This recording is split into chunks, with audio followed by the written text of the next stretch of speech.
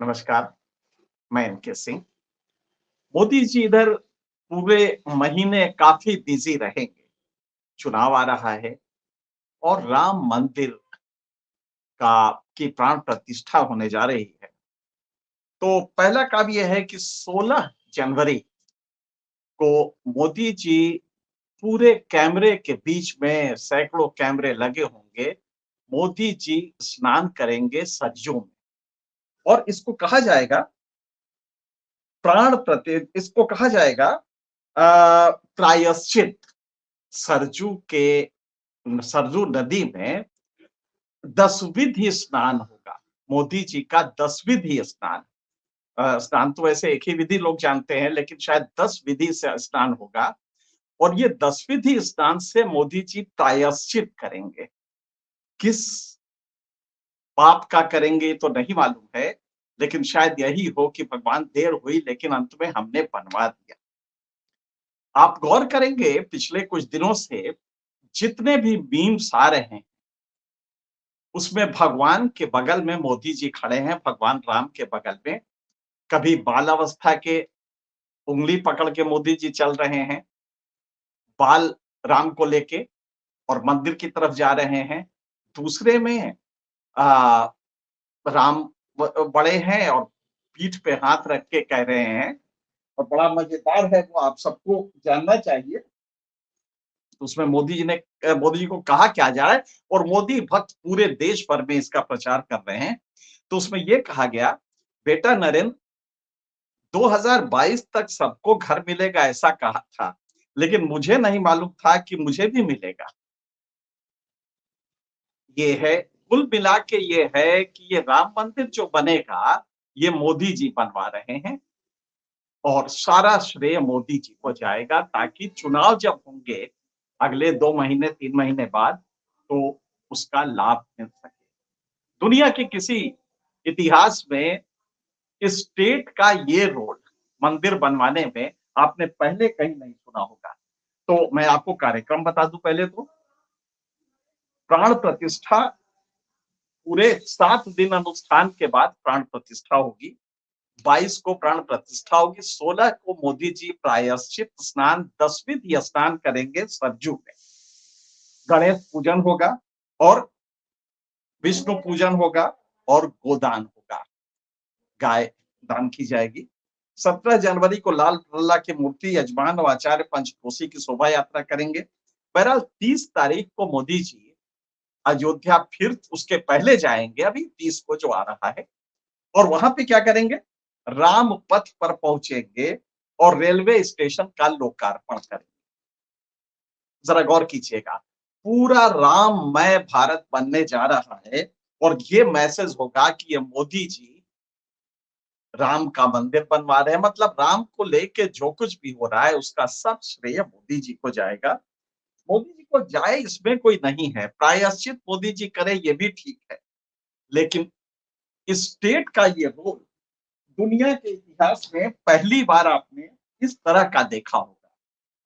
Chief secretary government of UP ने circular issue किया है सारे कलेक्टर्स को, और उस सर्कुलर में ये कहा गया है कि पूरी तरह से, और ये सर्कुलर किस तारीख का है, अनडेटेड है, समस्त मंडलायुक्त, समस्त जिलाधिकारी, कहा गया है वाल्मीकि रामायण में उल्लिखित श्री राम के आदर्शों, मानव मूल्यों, सामाजिक मूल्यों का व्यापक प्रचार प्रसार व जनमानस को इस अभियान से जोड़ा जाए। इस अवसर पर मंदिरों में दीप प्रज्वलित किया जाए, दीप दान किया जाए, राम कथा प्रवचन हो, अनवरत रामायण रामचरितमानस का पाठ, सुंदर कांड आदि कार्यक्रम किए जाए।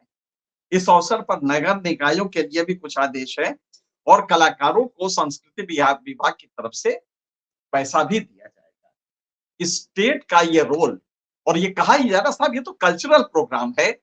रिलीजियस प्रोग्राम और कल्चरल प्रोग्राम कल एक दूसरे से विध जाते हैं, इसका मोदी जी के शासन से बेहतर कोई नमूना नहीं होगा। अब दुनिया के किसी प्रजातंत्र में नहीं देखा होगा कि राज्य ये रोल प्ले करे।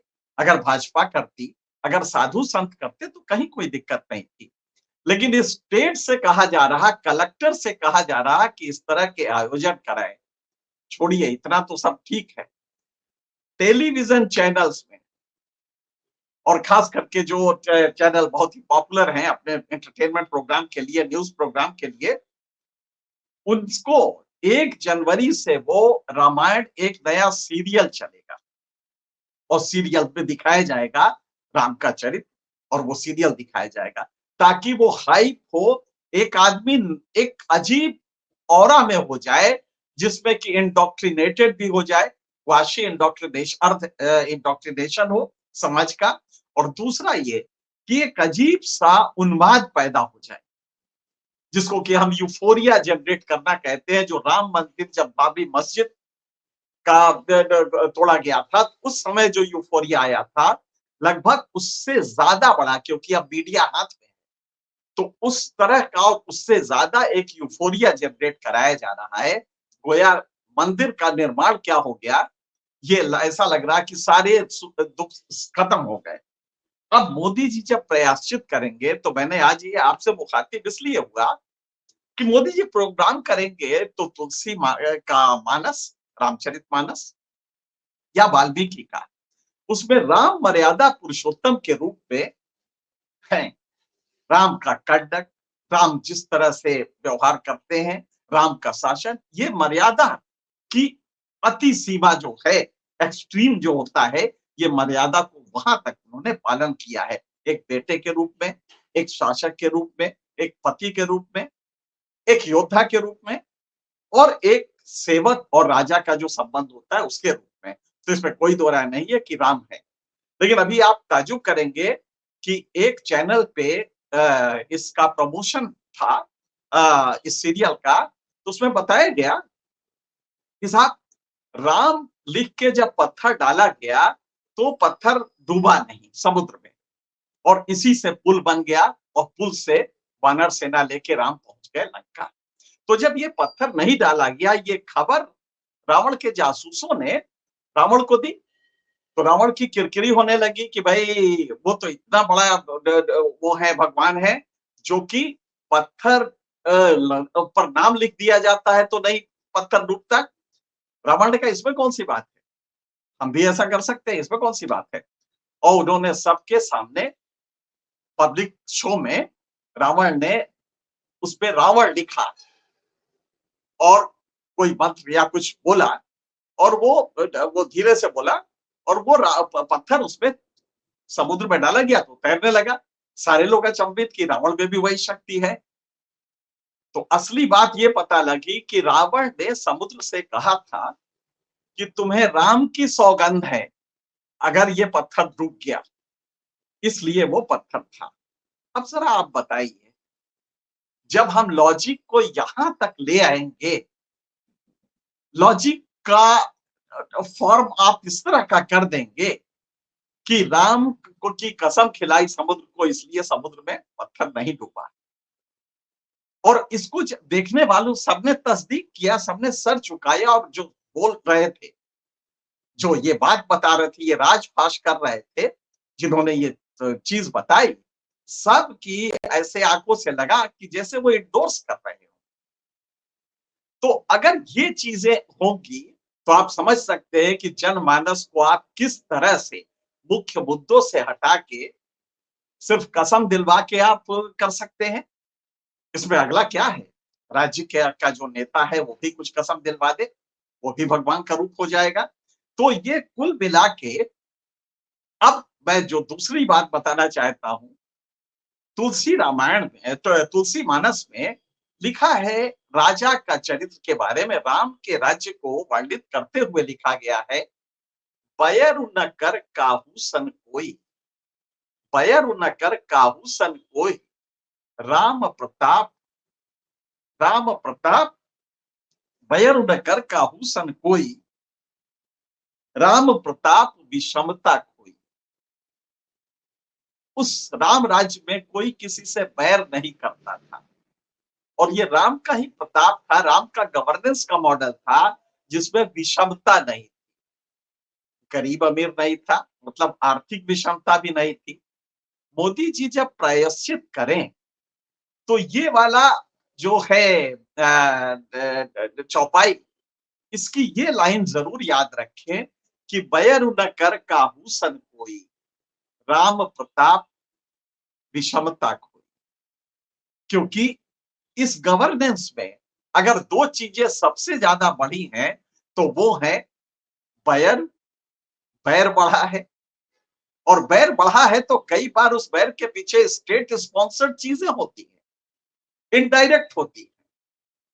बुलडोजर एक खास कम्युनिटी पे चलते हैं और इससे दूसरे वर्ग को प्रमोशन मिलता है, इस वो प्रमोट होता है इस करने के लिए।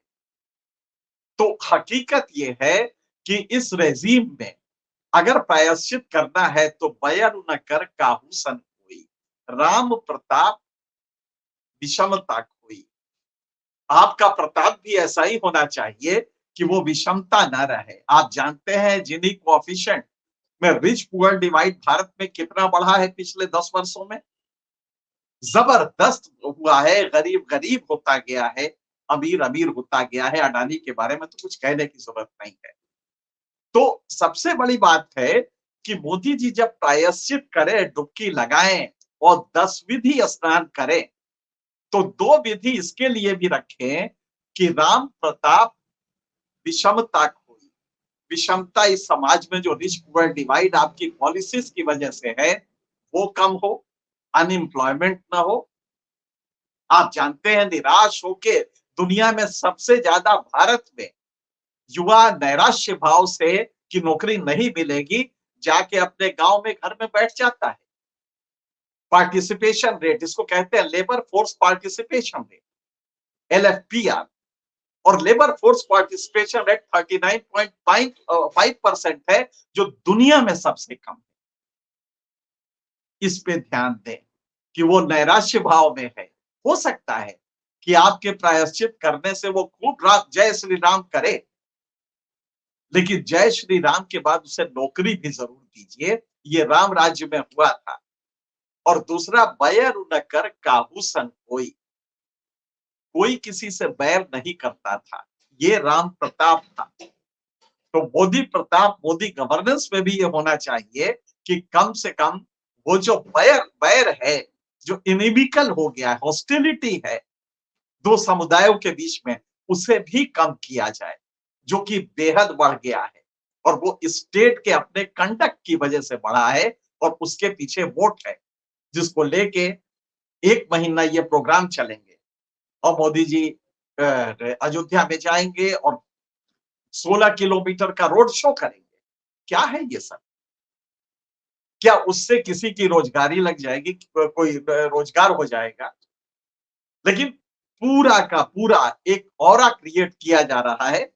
इसी में मोदी जी को यह भी सलाह है कि जब आप आंख बंद करके कैमरों के बीच में ध्यान कर रहे हो, जब 10 विधि स्नान करके विष्णु भगवान को याद कर रहे हो, क्योंकि राम और विष्णु वो इंटरचेंजेबल हैं, तो आपने विष्णु राम की पूजा करते थे, राम विष्णु की करते थे। तो इसमें एक चीज और भी है जो उसको ध्यान रखिएगा, धर्म न दूसर सत्य समाना। सत्य से बड़ा कोई धर्म नहीं होता है। और सत्य ये भी है कि अखलाक, पहलू खां, तबरेज और जुनैद मारे गए हैं, आप ही का शासन है। तो सत्य न धर्म न दूसर सत्य समाना, ये याद रखिएगा। और तीसरा, तुलसी ममता राम सो, समता सब संसार। तुलसी ममता राम सो, समता सब संसार। राग न रोष न दोष गुण, दास भय भवपार।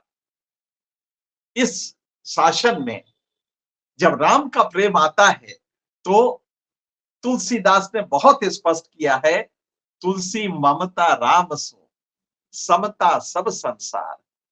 राग न दोष न द्वेष, राग न रोष न दोष गुण, दास भय भवपार। तो मोदी जी, अगर वास्तव में राम से प्यार है तो इसको कैमरों के बीच में 10 विधि स्नान करके दिखाने की जरूरत नहीं है।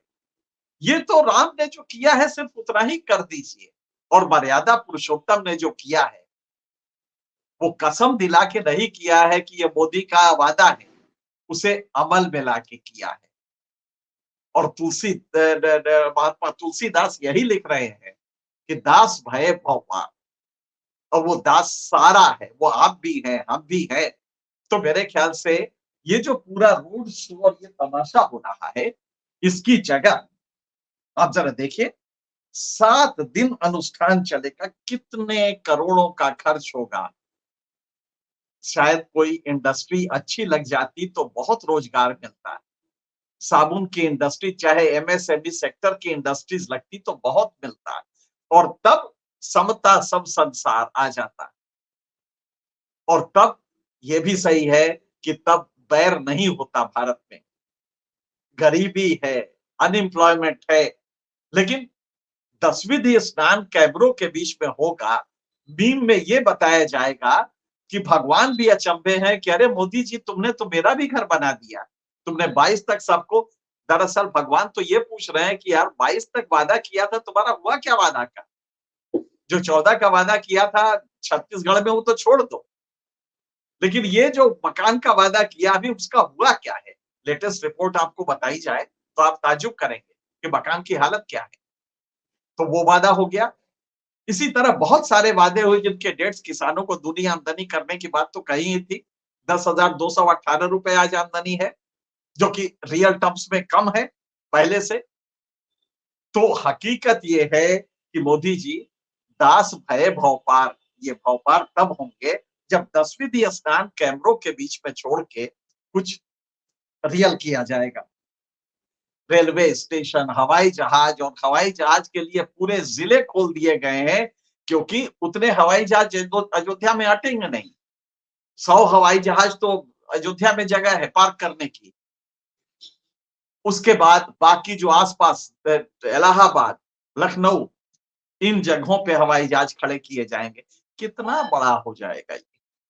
आप बड़ा कीजिए, इसमें कोई दोष नहीं है, लेकिन इसका खर्च जब पूरा लगाएंगे, हालांकि कभी कोई खर्च नहीं आ पाएगा, उससे ज्यादा में कम से कम 10-20 हजार युवा रोजगार पा लेते। और भारत में हर साल 1.5 करोड़ युवा नए आ जाते हैं। पुराने तो जो बेरोजगार हैं वो तो वही हैं, वो करीब 60 करोड़ है। 60 करोड़ बेरोजगार पड़े हुए हैं, हर साल 1.5 करोड़ जुड़ जाते हैं। जॉब्स देते हैं आप मुश्किल से 5 लाख 6 लाख। तो मेरे ख्याल से तुलसी का मैसेज, वाल्मीकि का मैसेज, और भगवान राम का, मर्यादा पुरुषोत्तम का मैसेज, इस पे गौर करें तो समझ में आएगा कि 10वीं स्नान से प्रायश्चित अगर करना है तो स्नान कितने ही विधि से करें, प्रायश्चित जो सिर्फ इतना ही करें कि ये जो बैर फैला हुआ है इसको खत्म कर दें। और दूसरा प्रायश्चित ये हो कि इकोनॉमिक डिस्पैरिटी जो बढ़ी है, जिसको थॉमस पिकेटी ने भी कहा है, और बाकी सभी लगातार हम लोग इस पे कह रहे हैं, रिच पुअर डिवाइड बढ़ता जा रहा है, इसको अगर कम कर दें तो यही मेरे ख्याल से राम की सेवा होगी। और राम की सेवा हम सब करना चाहते हैं, वो मर्यादा पुरुषोत्तम थे, लेकिन हमारे राजा का दायित्व ज्यादा है कि राम के कंडक्ट को अंगीकार करे। फिलहाल इतना ही। आगे जैसे जैसे मोदी जी का ये काफिला बढ़ेगा राम मंदिर की तरफ, हम आपसे मुखातिब होंगे और आपको बताते रहेंगे कि दूसरा पहलू क्या है। तब तक के लिए